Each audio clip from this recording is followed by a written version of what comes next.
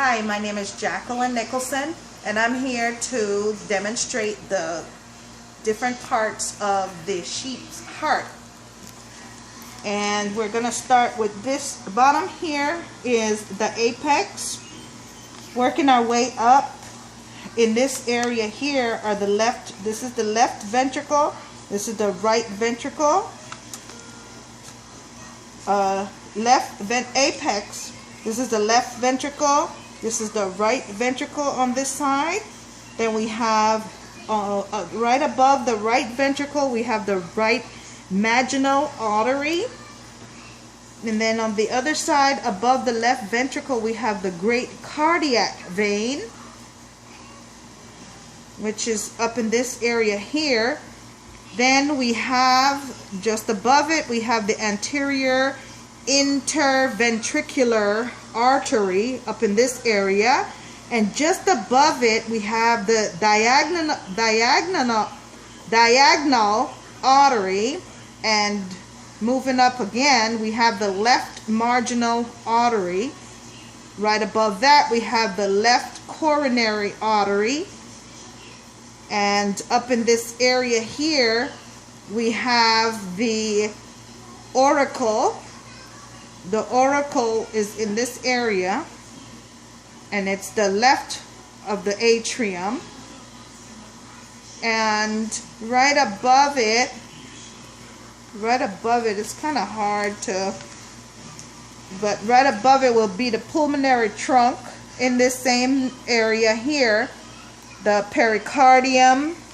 Up in here is the pericardium right above it. Then we have the left pulmonary artery is up in this area as well. And then we have the aorta, which is over here on this side. Now coming back down here, starting from the apex on this side, just above the right ventricle, we have the right marginal artery. Then we have the right ventricular artery of the vein up in this area. Then we have the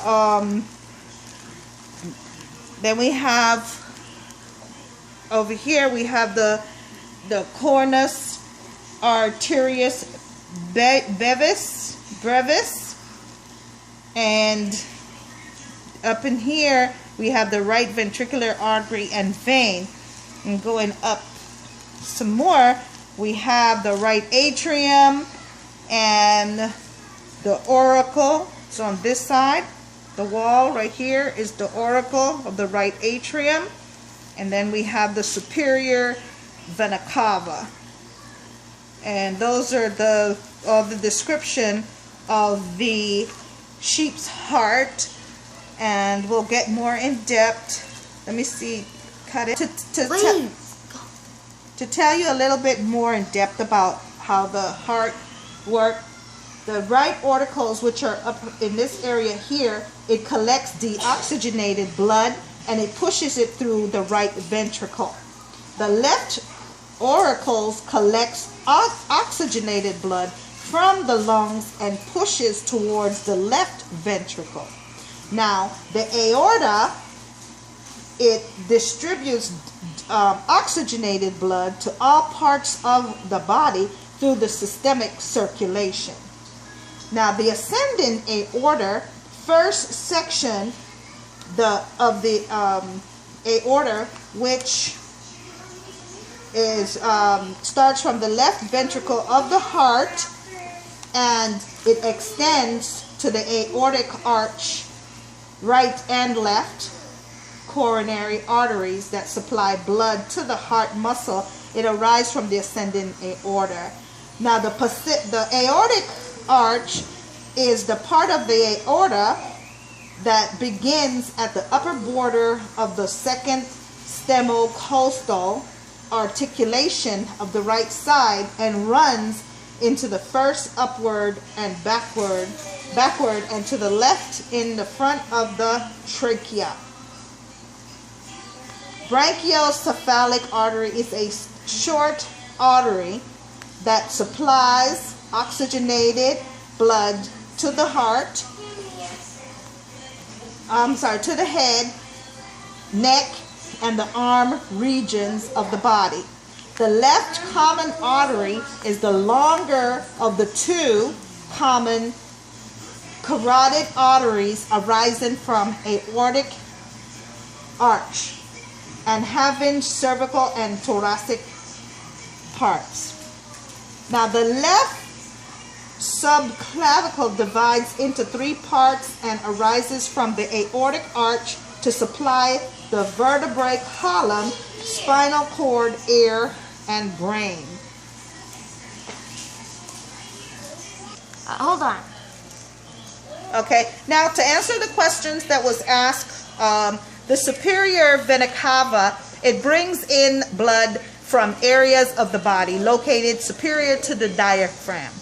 This is a superior vena cava, and the inferior vena cava veins that return deoxygenated blood from circulation in the body and empty into the right atrium.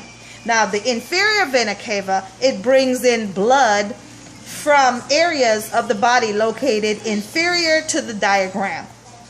Coronary sinus, it brings in blood from the blood vessels in the myocardium. Now the superior vena cava and the inferior vena cava vein, they return the oxygenated blood from circulation in the body and empty into the right atrium, and the coronary sinus is also a vein. Please, they ain't listening to you. No, they are. And correction from my earlier saying diagram, I meant to say diaphragm. Okay, now it asks where is the blood in the three vessels going? The coronary sinus is a collection of veins joined together to form a large vessel that collects blood from the heart muscles, myocardium.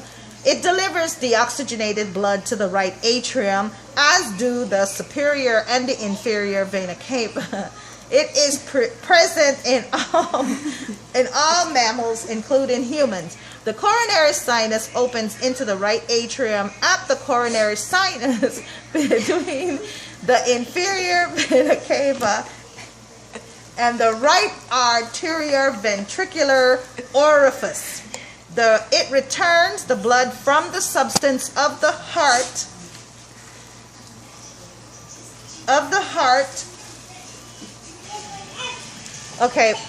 it returns the blood from the substance of the heart, and it is protected by a semicircular fold of the lining membrane of the auricle. The valve of the coronary sinus, or valve of Trebiscus, the sinus before entering the auricle, is considerably dilated, nearly to the size of the end of the little finger. Its walls is partly muscular, and at its junction with the great cardiac vein is somewhat constricted and furnished with a valve consisting of two unequal segments.